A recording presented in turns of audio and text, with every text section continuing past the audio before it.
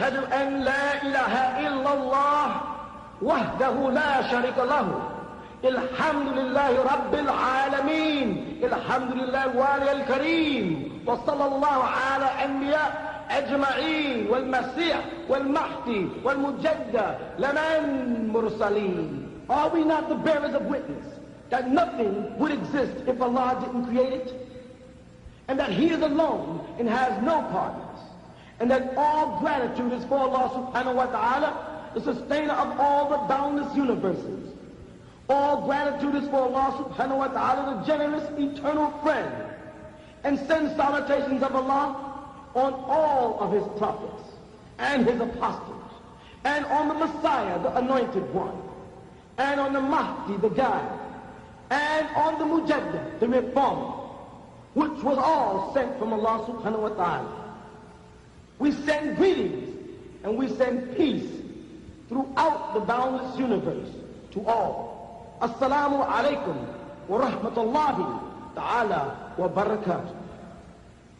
You're now listening to The True Light with As-Sayyid Al-Imam Isa Al-Hadi Al-Mahdi. Could you break down chapter 2, verse 7 of the Holy Quran, and how it relates to people who hear the truth, but then they always want to argue with you? Okay, إِنَّ الَّذِينَ كَافِرُوا. Again, surely those who are kafir, they maliciously attempt to cover the truth. It's sawa'un, it's equal, it equivalents to alayhim, on them. It says andartahum. The word nazar means to warn somebody. It calculates whether you warn them am lam tundirhum, or you warn them not. La yu'minun. They're not going to be faithful. So what it translates to mean? Surely those who try to cover the truth, it comes out the same whether you try to warn them or if you don't warn them. They're still not going to become faithful. Now, you can talk yourself purple in the face trying to convert some of these people who think they understand Islam. You're wasting your time because they think they got it figured out. Because they bypassed the Quran and went to Hadith. But they bypassed the book called Revelations and they went into the books of Matthew, Mark, Luke, and John, which are Jesus' Hadith. They bypassed the Torah and they went into the Talmud, which is the Hadith of the Torah. And now the Jews live by the Talmud, the Christians live by the books of Matthew, Mark, Luke, and John, and the Muslims are living by Bukhari, Muslim, Shafi, Hanbal, and Hadith people. And all of them have gotten away from the text of Allah. The book of Jesus was the book of Revelation. How do you know? Read it. Anybody got a Bible? Open it to Revelation. It says this is the number one part of Revelation. This is the revelation of Jesus the Messiah, which the Lord gave unto Him to show unto His people what must shortly come to pass. That's exactly what it says. You won't find that in the book of Matthew. You won't find that in the book of Mark. You won't find that in the book of John. You won't find that in the book of Luke, Timothy, or any other books. But right in the book of Revelation, Revelation is chapter 1. This is the revelations of Jesus Christ which the Lord gave unto Him to show unto His people what must shortly come to pass. Is that what it says in the Bible? In the book of Revelation? So what book is Jesus' book? The Revelation. It told you. Not Mark, not Matthew, not Luke, not John. Those are His hadiths. And because of those hadiths is why we have so many different denominations. From John the Baptist, we got the Baptists. We got the Pentecostals from the point of the Pentecost. 7-day Adventists for the 7-day advance of the angels. Jehovah Witness for Jehovah, it shall be my witness. People took these books, was not the book of Revelation, you see, and derived the names of their congregations from them. Now, instead of going to the book to get their name, here we go. Masjid Taqwa, Master Fair, Master Jamia, Community Mosque, Masjid Iqwa, the Brothers Mosque, Yasin Mosque. The Yasin is a symbolic meaning of Allah. None of these are in the Quran. Nowhere in the Quran does it tell you to call yourself Masjid Iqwa. But in the Quran it does say, Ya ayyuhal ladhina amanu kunu ansarullah.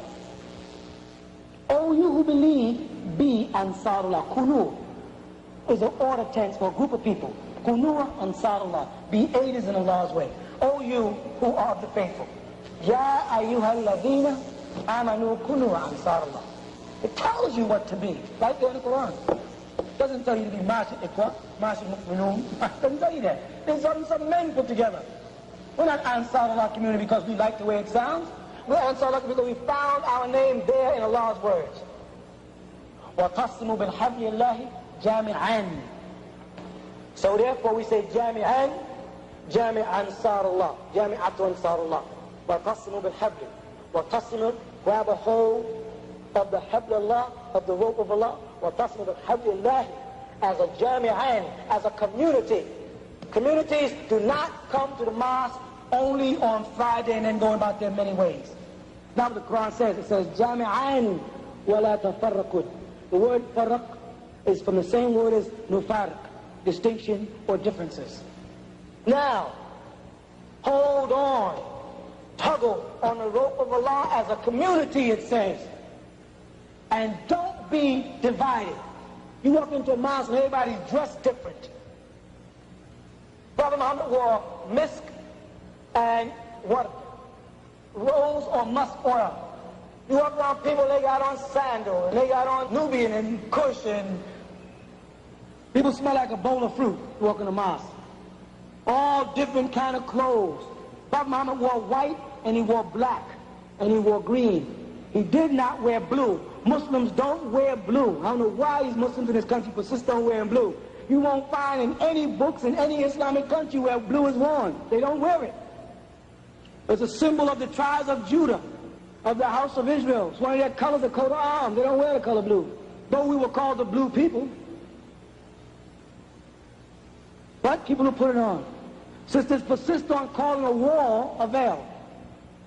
Hijab is a wall, not a veil.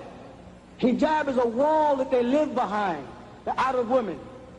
And if you go to Saudi now, and you see one of those walls made up of these little fine prints, but they look out, but you don't see the real women, because they have servants that go shopping for them. That place is called hijab. You understand what I'm saying? The word khimar, from khayma, the word khayma means tent. Khimar means to cover. Khumra, which they translate in the Quran in English as wine, has nothing to do with the word wine at all. It has to do with blocking the intellect. Anything that blocks the intellect is haram. I'm talking about all of those teas, all of those coffees, and all of those cigarettes. All of these are khumra, not just wine. The word wine in Arabic is nabid. Khumra, intoxicant, something that intoxicates, that blocks and clouds the vision. That includes cigarette smoking.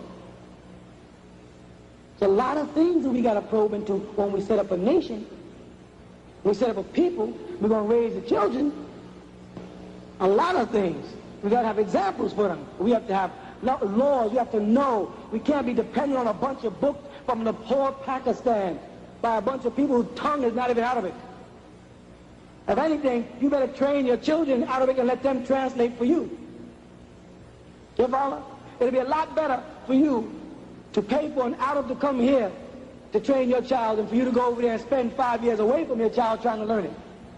Isn't it simpler just to raise the money and bring them here and let them teach your children? That's simple. Take them out the city, buy a farm, buy some land, learn to defend yourself, get ready, because jihad is coming. Don't you see what's happening in the Middle East? So what's going to happen when Hajj comes around and Mecca is controlled? This is in the making. This is the jihad. The Antichrist, I know y'all know, is already here. You can see the works of the Antichrist everywhere you look. They tell you when the signs of the Antichrist would be right in Matthew 24. Wars and rumors of wars. Nation against nation and kingdom against kingdom. Pestilence. Earthquakes in all types of places. This is what Matthew 24 tells you. Are we not in the time of wars and rumors of wars? Isn't kingdoms against kingdoms and nations against nations? Is that not the time we're in? Yes. The book of Revelation is manifesting itself right now. It's sad that the Muslim world don't read it, because if they did, they'd find themselves in it and see themselves as the kings of the East, of which the Antichrist is going to rise right out of them. It's right in the Quran that the Bible out the beast of the earth. It's going to come up and rise right in the midst of Mecca. When you look at the word Dabab in Arabic, you get the word tank. A tank. It's already there. The word Arab means earth, planet earth, or ground. Dabab in Arab means tanks on the ground. That's different than in the books of Revelation about the judgment day. When they speak in the judgment day, let me show you what it says about the angel coming down. Revelation 9, and the fifth angel sounded, and I saw a star fall from heaven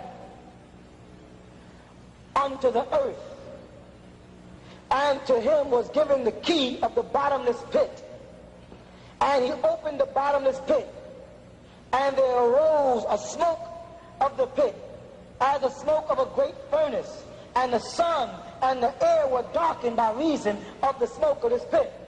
Let me understand, sirs.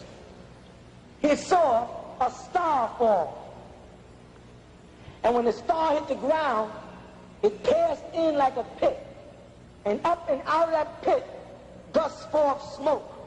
He saw a light shoot, and he saw it fall and hit the earth and go down, and then it gushed forth into smoke and fire. This look familiar? Does that look familiar? That looks like an atomic explosion he's describing. Remember, this is John. They didn't have atomic weapons then, so he had to use what he knew. He said he saw it go down into the ground, into the bottomless pit. They call it, you know, the bottom is Hades. You know what Hades is? The center of the earth. That's all it means. It went down into the ground and gushed up smoke and fire and blocked out the sun. Radiation. A radiation storm. The sky becomes blackened. That's what he says. I saw a star fall from heaven upon the earth, and to him was given the key of the bottomless pit. That means he opened the floor to go in. And he opened the bottomless pit, and there arose a smoke out of the pit as the smoke of a great furnace, and the sun and the air was darkened by reason of the smoke of the pit. And there came out of the smoke locusts. Now this is very important. Upon the earth. And locusts do what? Huh? Fly. He saw locusts on the earth go up. Watch what happens. And unto them was given the power, as the scorpions of the earth have power. What do scorpions do? They sting. They kill. This locust has the power of a scorpion, Allah says. And it was commanded them. They were being commanded. You understand that? You understand locusts being commanded? Okay. That they should not hurt the grass of the earth, neither any green thing, neither any tree. Do you know of any locusts that do not eat trees and grass? This is describing something that's going to become clear soon. But only those men which have not the seal of God, as they say, in their foreheads.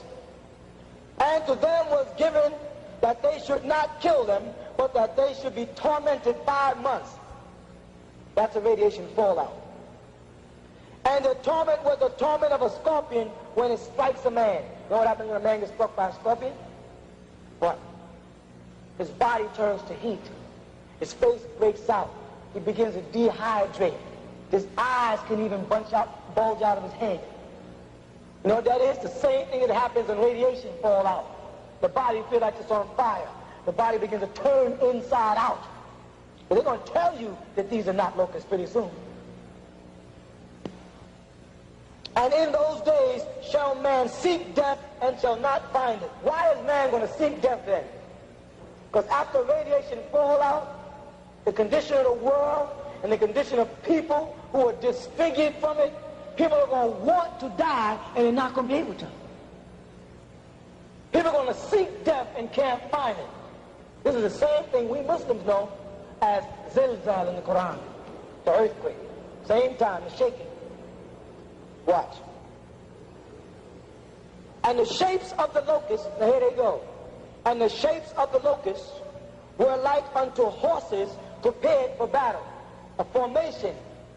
You understand?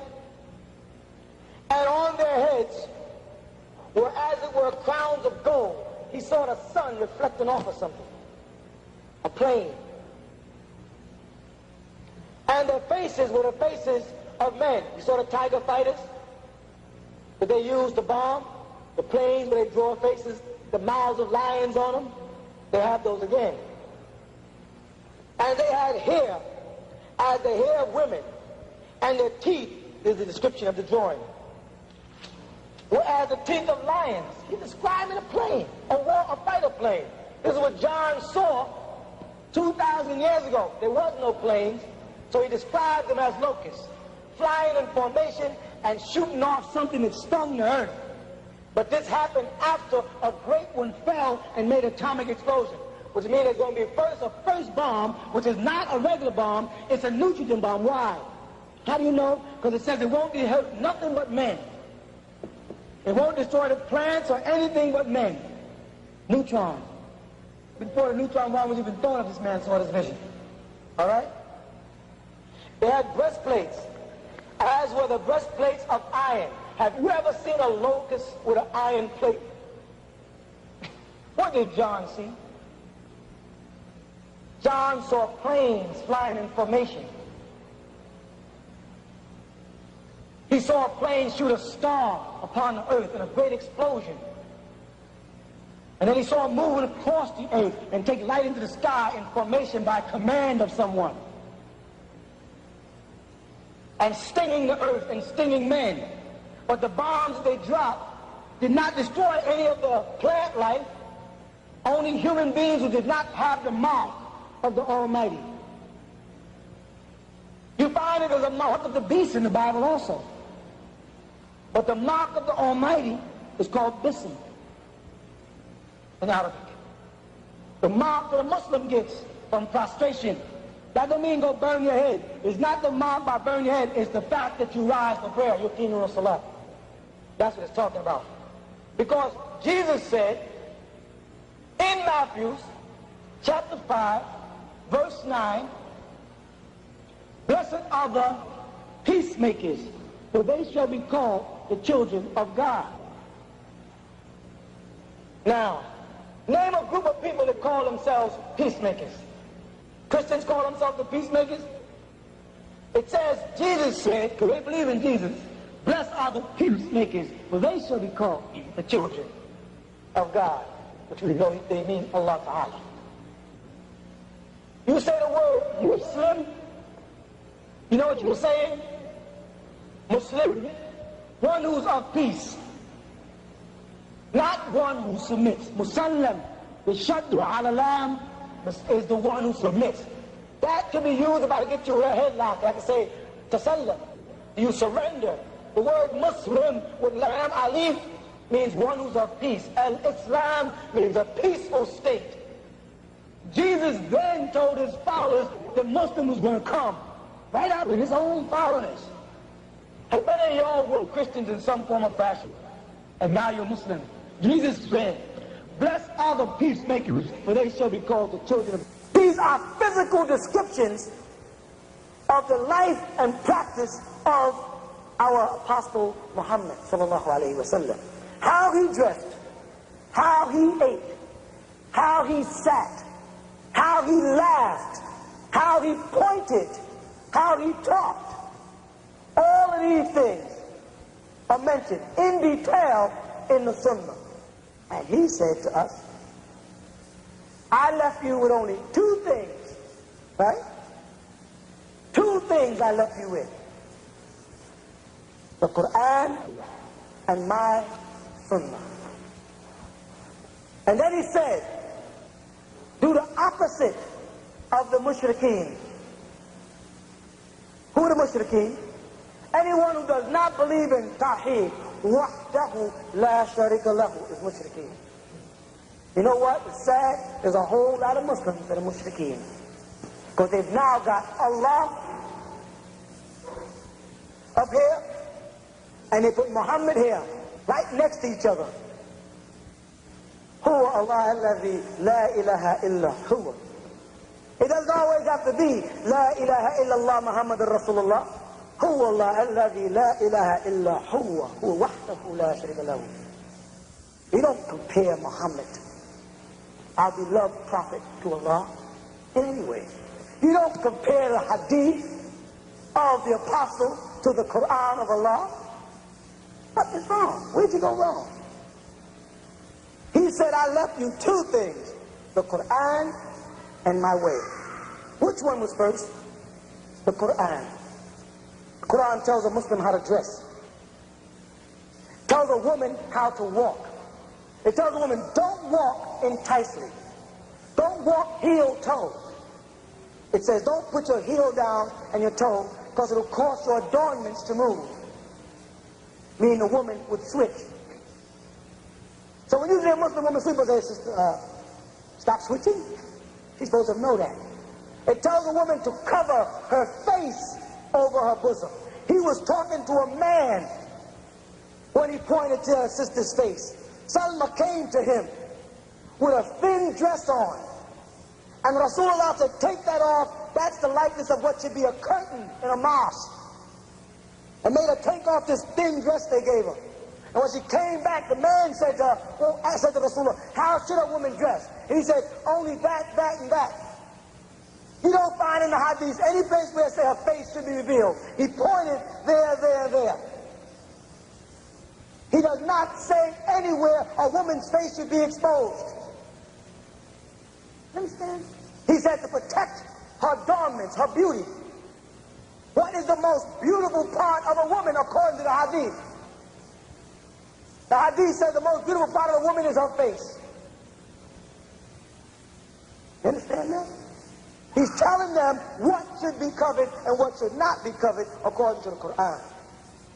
And if you do, like I have done, I've been to Sharq al-Awsat. That means I've been to Saudi, I've been to Iraq, I've been to Syria, I've been to Turkey, I've been all over the Arab world. And studied in 3 different countries. I studied in Medina, I studied in Egypt, and I studied in Sudan. And when I leave the city, and I go into the bush or the desert of any country, any of them, you find a woman with a face covered. In the bush, not in the city where they've been influenced by modern scholars, everybody trying to become Christians.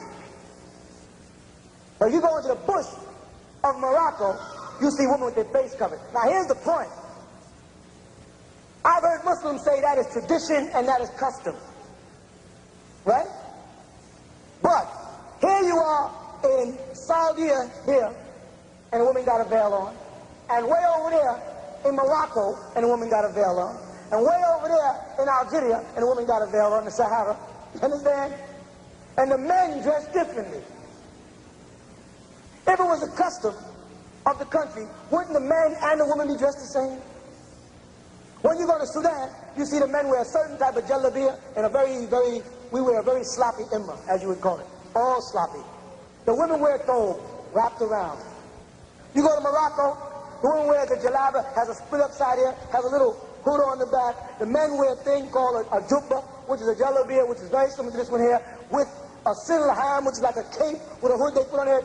All these men have come out with these fine little minute differences in their dress. But all the women wear the veil. Now let's look at it. Is the native language of Pakistan Arabic? No. Is the native language of Saudi Arabia Arabic? Yes. Is the native language of Morocco Arabic? Yes. Is the native language of Algeria Arabic? Yes. Is the native language of Libya Arabic? Yes. Why is it that Pakistanis can tell you all in their hard Pakistan books that you don't have to wear a face veil? And you can look into the Arab magazines and see women with face veils in Arabic-speaking countries. Where did they get the idea? Tell me, anybody. Where did the veil, don't tell me the Turkish, because the Turkish didn't have nothing 200 years ago. Where did they get the idea to cover their face from? Tell me where the idea came from. And how it ended up on 4 different continents. They must have got it from something that they all have in common. And what is that? The Quran. Because the Moroccans in Maghribi, They have their own customs and traditions. You understand that? The women, the marriage, the divorce, everything is different. No, none of them follow the Sunnah of Rasulullah. They have their own customs and traditions, everything. But then when it comes to dress, all these women found their way to the veil until modernization and modern scholars even, modern Islamic scholars pop up on the scene. Don't let nobody tell you that that's because Islam is in your heart. Islam is not in your heart. Islam is in your ruh, in your soul. Islam is in your nafs. Islam is in your spirit, in your essence, not merely in your heart. You have 3 words for love in Arabic. This is what happens. That's so important. You have hib, wood, and ishq. 3 different words for love. When you express compassion, it's wood, from the word Dawood or El-Wadud. When you like something or like the way it was done or like how it's done, it's hib. When it's a total control over the whole being, it's ishq. Which one of these 3 do you have in your heart? You understand what I'm trying to say? They're lying to us. Islam is not just in your heart. You have to practice Islam. The Prophet Muhammad said in his hadith that you're going to know the people of Dajjal because they're going to have the sign of a kafir on their forehead. Some Muslims are really looking to see some people with a K on their head. They really think so. You know what the sign of a kafir is on the head? If we were walking down the street and a man was coming down the street, he had a blue suit on with brass buttons, a gun, and a big silver thing, what would he be? If he had on a green suit, fatigues, you know, what would he be? Huh? Soldier, police. If he had on a white suit and a hat that sat up and had a little thing on the top of it, what do you think he was? A cook, a chef. You understand? How do you identify these people? Huh? By what they have on. If Rasulullah Muhammad sallallahu alayhi wa sallam was to be walking down the street, how do you think he'd be dressed? Like the brother in the jalabiyah or the brother in the suit and tie? If Rasulullah was seen on the street, do you think he would have a clean-shaven face, or do you think he'd have more than likely have a beard like this man has here? Huh? Based on the hadith, the sunnah, which describes him, which one do you think he look like? Him? Would he look like him, or would he look like a person without a beard? Huh? And if those women followed him, you think they'd have on Jordan-ass? Or do you think they'd have on long, loose-fitting garbs and covered bodies? Anybody ever gone to the airport? See the Arabs coming in the groups every morning? All the women are barreled up, then they get in and they take them off. How, why, I don't know, but I know they'll know in Yom Akhir. So, when you see a person, you should know what they are. Correct? Now, he said, meaning Rasulullah, alayhi salatu wasalam, that some of his followers are going to go over to the Dajjal. And they're going to be deceived by promises of wealth the Dajjal is going to make to them. This is what he said. Muslims in the Muslim world are making new deals and new contracts of progress with the Western Christian world every day. Every day. New trade laws, new everything. He said, some of my followers are going to go over to the Dajjal for wealth. And all the Dajjal makes appear wealthy is going to perish. And he said, you'll know them because they have the sign of the kafir. Well, who is the kafir but the Dajjal's followers? All right? Now let me describe the Dajjal's follower. Short haircut, no beard, suitcase, gray flannel suit, and tie and shirt. Correct? So if a Muslim is dressed like that, who is he dressed like? He's dressed like the polytheist. Will you be able to look at him and know if he's a Muslim or not? Huh? No. Should you be able to look at a man and know if he's a Muslim? Yes, you should know your brother in the dark as well as in the light. You should know a Muslim. You should see a Muslim 4 blocks away and say, that's a Muslim or that's a mu'minati. You should know that. That's why the Prophet Muhammad said, you'll be able to look at the Dajjal and see the sign of kafir. Because when you look at him, you're going to see a kafir. Now, there's what they call mutakhir in Arabic. When a Muslim has the right to say he's not Muslim to do something for Islam. This is a law. It's in the Sharia. Where it came from, I don't know, but it's there. Say, for instance, you was a doctor, right? A pediatrician, and you operated on babies. And you came to me and said, Imam, if I wear my jalabiyah and my taghiyah to the hospital, I will lose my job. And I receive Muslim babies when they come in. You follow what I'm saying? What should I do? Should I tell you to leave the hospital and put the babies in the hands of the Yahudi, the Jew or the Christian? Or should I tell you to stay there, you follow that, and receive the babies in mutakhir? They have that also. Muslims were allowed to do things like that, to go amongst the camp. Salahuddin, you know who Salahuddin was? Of the crusade? Huh? How do you think Salahuddin was able to deceive the king? He lived with him, ate with him, cured him of his sickness and everything. How do you think he was able to deceive him into thinking he was not a Muslim if Salahuddin had to pray 5 times a day in front of the king? How? Huh? He had to pretend that he was not a Muslim. You understand that? To make the point. Read about the Crusades, you see it. It has happened in the history of Islam. But if you ain't got that as an excuse, then you better be in the dress of the Prophet Muhammad. Otherwise, you're going to be classified as Masjid al-Dajjal's followers. If you think that your living here is to make money and survive and get rich, then you will have went over to become a follower of Dajjal. You're doing the exact same thing the Arab world is doing right now, selling out Allah Ta'ala. You understand? Mecca, right now Mecca is a business proposition.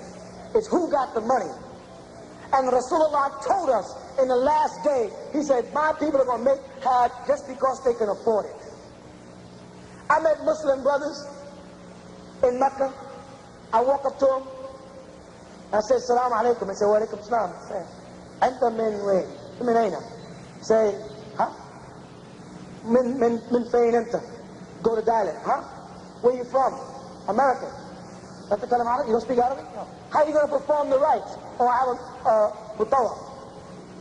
This man, there's no such thing. There's no such thing as a man who performs the rites for you for Hajj. So you go all the way up there, spend all your money, and you're going to come back, now you're not Hajj. You're not Hajj. You just went on a vacation. That's what the Prophet Muhammad said when he said, my followers will get to the point where they're walking up to Mecca. A lot of Americans walk around, I'm Hajj this, I'm Hajj that. They don't even speak the language. They couldn't have made the rites because they can't even read out of it. And no one can do it for you. If a man can make Hajj for you, then a man can make Salah for you. I can say, listen, I can't make Maghrib. You make Salah through Maghrib for me today. I can't make it. Nobody can make Hajj, but Hajj is a prayer. I don't know where they came up with this new thing with the mutawaf. That means the men who run around and lead people. Half of them are not even Muslims. This is what you're up against. We have decided here what a Muslim is, what a Muslim believes in, how a Muslim should dress. I'll take you to the Injil, how Isa foretold you're coming, how you are here.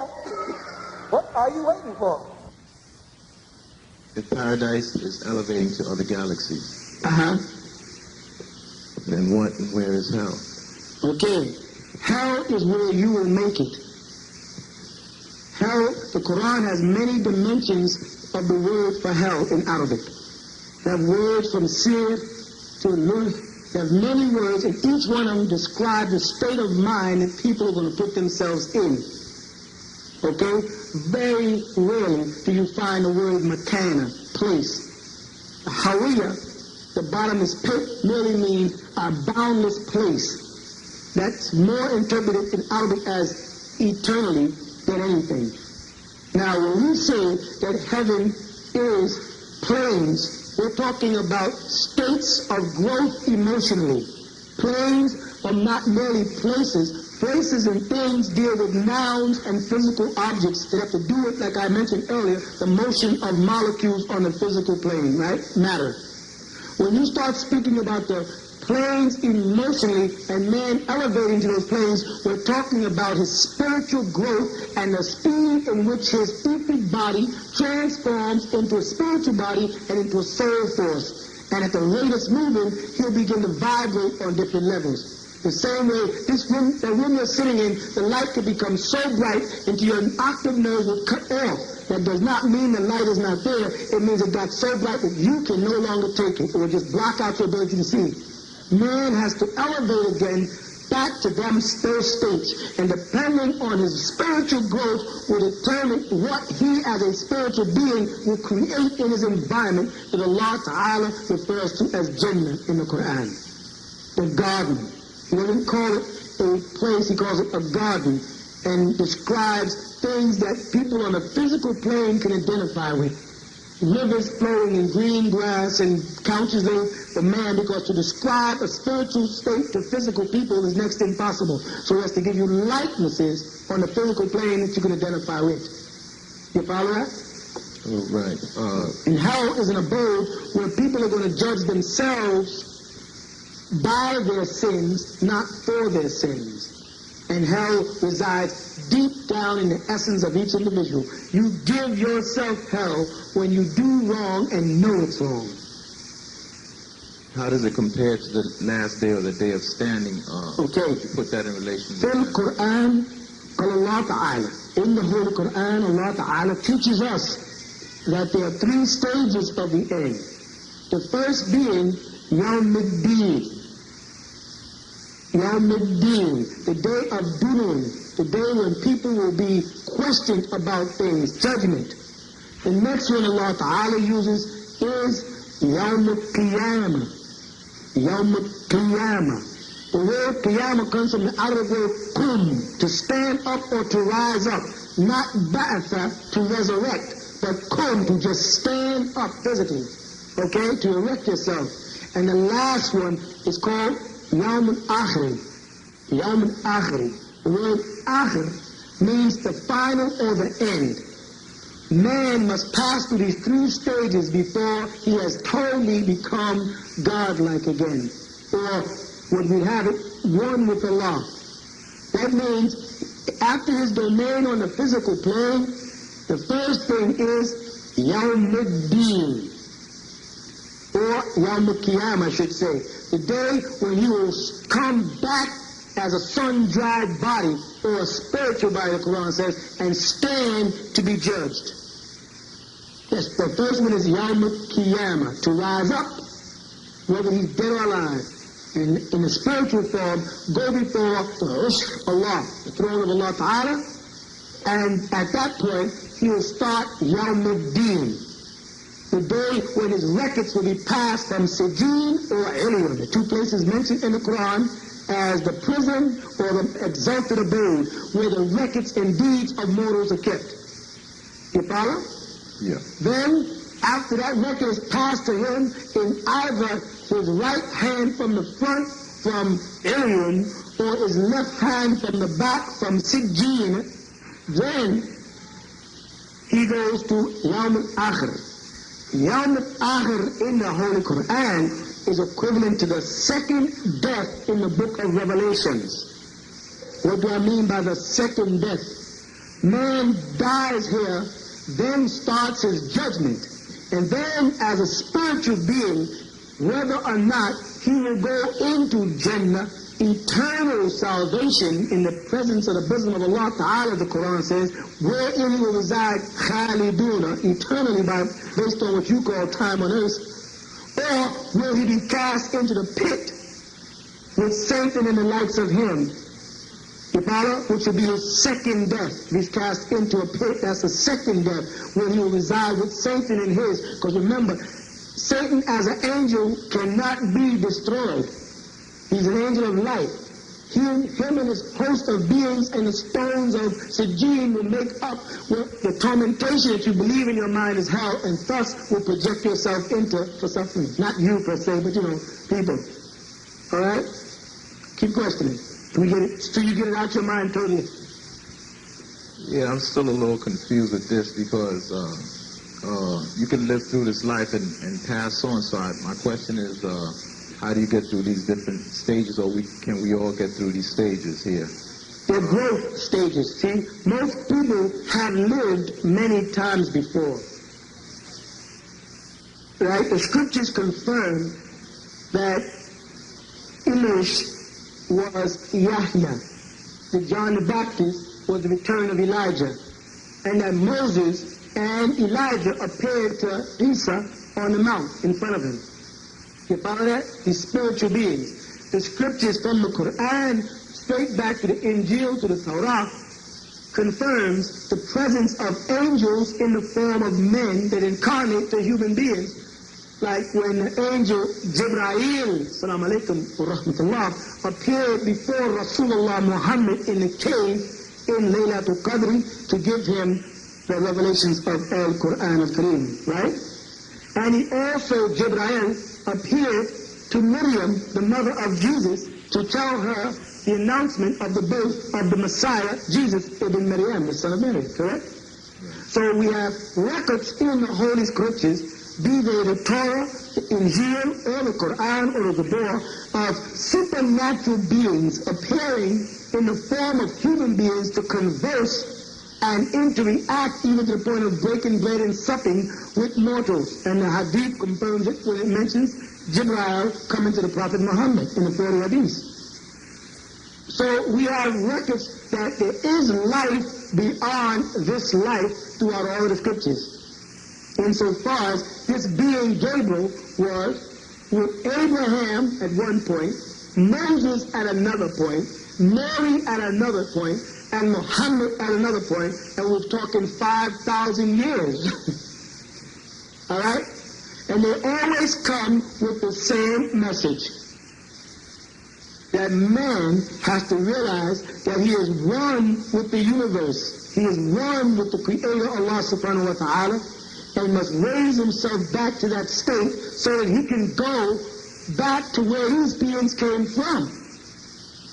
These beings, angels as they call them, are coming from some abode to deal with mortals. And they're saying that you mortals want to get back to that abode. So the answer to your question is, there are levels of aspiration that men have to go through when they can make a transition from a mortal being to an immortal being.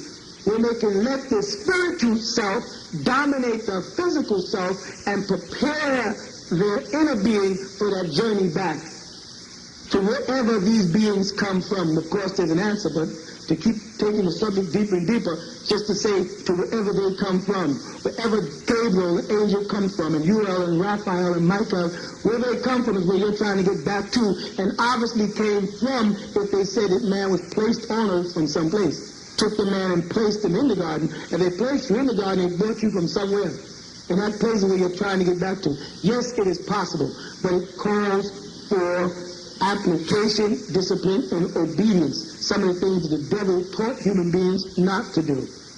To apply themselves to the best of their ability, to obey and be obeyed. They can't take instructions because everybody, since the beginning of Genesis, is suffering from a God complex. When the devil said that he does know that in the day you eat thereof, your eyes shall be open and you shall be as gods. Now everybody you meet thinks they understand the scriptures, think they got a monopoly on its meaning. Everybody wants to be the God. Instead of admitting they don't know and sitting down and be instructed so they can make it, everybody tries to interpret it themselves because their ego dominates their divinity. اقرأ باسم ربك الذي خلق خلق الإنسان من علق اقرأ وربك الأكرم الذي علم بالقلم علم الإنسان ما لم يعلم صدق الله العظيم.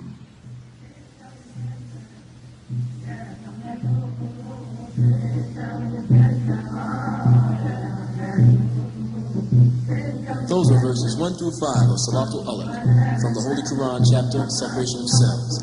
Now the 96th, originally the first chapter, revealed to the Prophet Muhammad, peace and blessings of Allah be upon him. Translation by As-Sa'id Imam Isa al-Hadi al-Mahdi. And it reads as follows: Begin all things with the illustrious names of Allah, the healed of the most merciful. O seal of the prophets of Allah, Muhammad, by the supreme sovereignty of your sustainer and creator, you are being ordered to read, by beginning with the name of your illustrious sustainer who created all things. He, Allah, created all human beings of a separating cell. So read, because your sustainer, Allah, is most generous. He uses the quill to teach.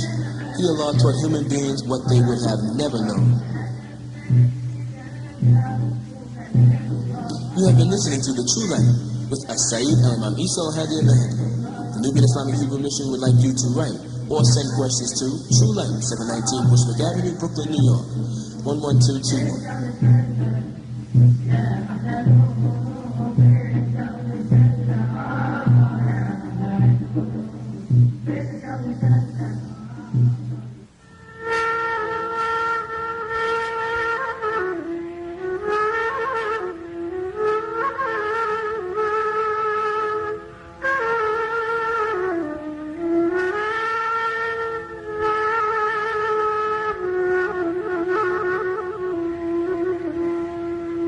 ربنا أكمل لنا نورنا وأكفر لنا إنك على كل شيء قدير.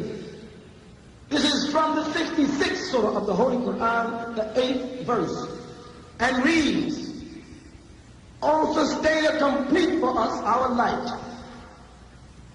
and forgive us, for surely you have the power over all things.